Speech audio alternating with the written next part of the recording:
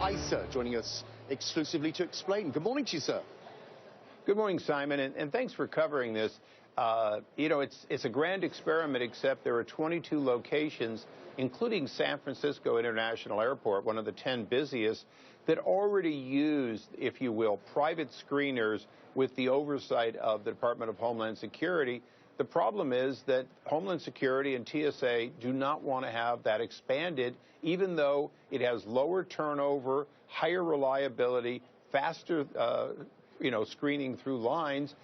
There's nothing not to like about it, and yet Congress has been trying to push TSA to accept applications for more cities, and they've been reticent to do it, and it's time that they accept that. Would you, at least as far as this weekend went, for those areas that are still wholly controlled by TSA, would you admit that there was a huge effort there, and they appeared through the holiday weekend without major delays? Well, if you weren't in Sacramento, you probably feel that way. If you were in Sacramento, just 100 miles from San Francisco, you had huge lines at a medium-sized airport where one of the largest did a much better job. There's no question at all that the problem with TSA is not that the men and women don't try, it's that there's generally low, if you will, morale. There's more than 10% turnover. And by the testing of the Department of Homeland Security alone, 95 times out of 100, when they tried to penetrate it with fake guns, knives, and explosives, they succeeded. So it's not even working well in spite of 42,000 government employees trying to do a good job.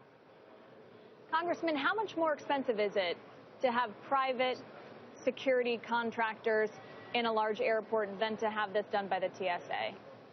It's actually less expensive. The independent, nonpartisan GAO estimated it's $1 billion cheaper if they were to implement these contractors. One of the reasons is contractors will use more, if you will, dual-use individuals. They're more flexible. They'll have more part-timers.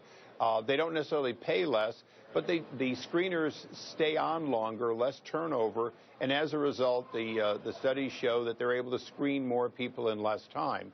You go through security like the rest of us. What you see often is endlessly the people on the screening are in fact trainees, and they're constantly having to call a supervisor over to say, what's this, or do a secondary.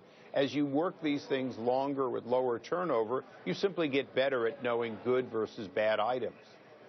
Why is it not possible for the TSA, for the federal workers, to learn best practice here? I see this week, effectively, for the first time ever, they have a command center in Washington for at least the major 7 airports, and that appears, from their point of view, to be something of a breakthrough. Why can they not go on an evolutionary path that makes them as good as something in the private sector? Why would there be an impediment to that?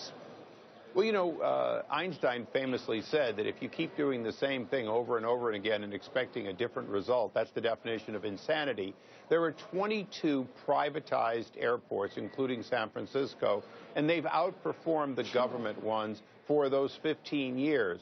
To assume that somehow they're going to change begs a couple of questions. One of them is, do you know that more than 10% of all the TSA employees are sitting in Washington, D.C.? They're basically headquarters people that keep coming up with new and innovative ideas that often don't work and ultimately have not given a better, faster system after 15 years of trying. But most concerning is TSA's in their own inspections are penetrated 95 times out of 100. That's not an acceptable level of security.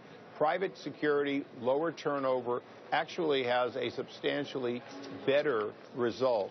Now, can they do better? Yes. And by the way, we're not talking about eliminating Department of Homeland Security oversight. What we're saying is let the government do that high level, that question of who is inspecting the inspectors, who's making sure the compliance. That's a good use for government.